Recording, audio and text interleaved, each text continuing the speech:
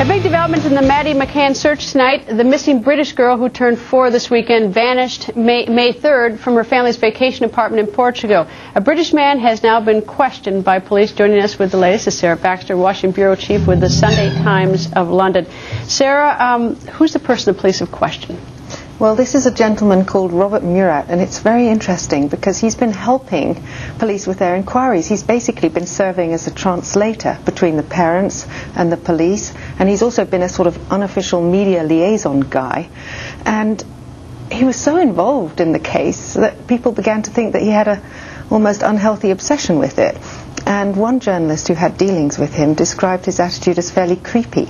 Now, the police have now called him in. They've been questioning him, but they've also been searching the villa where he's been living with his mother.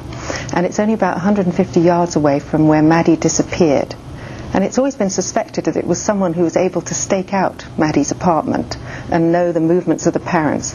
So it is a big development, and he hasn't been arrested, he hasn't been charged, and it may be a false lead. So but it's certainly intriguing. So you have a British man living, his mother is either Portuguese or British, but he's living there. Yes. And he's all of a sudden the big helping guy. That's right. He's the guy who's helping everybody with the translation. Yeah, That's he's the weird. go-to guy. The go-to guy. Yeah, and he has... And creepy. The creep factor, which is not particularly fair, not evidence, but nonetheless, yeah, the creep factor sometimes... That it's been alleged, let's put it that way. But the other intriguing thing is that he lost custody recently of a little 3.5-year-old girl, which he said is the spitting image of Maddie.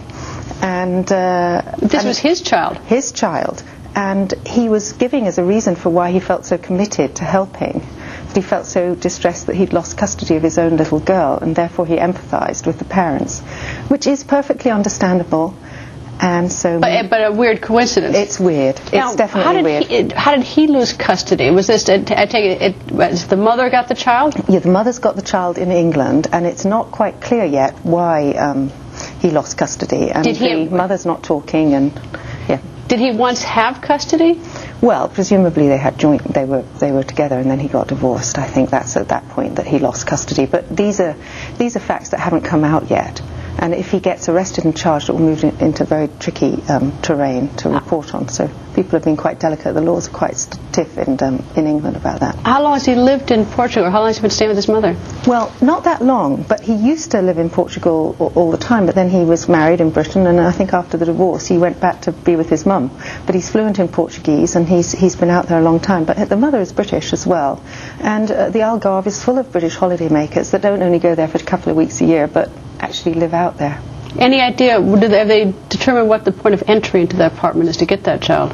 I think they think it's a sort of rear window by the street. That there's some dispute as to whether or not that window was forced open, but I think they think that's where... Could he see that from his villa? I'm not sure he could see the window, but he could definitely watch the comings and goings, so that's intriguing.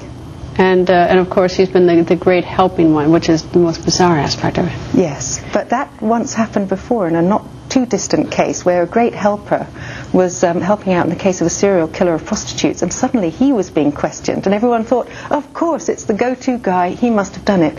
But within 24 hours they actually found someone else. All right, so this guy, even though he's got, as reporters may say, is the creep factor, there's no evidence against him. The police are just questioning him.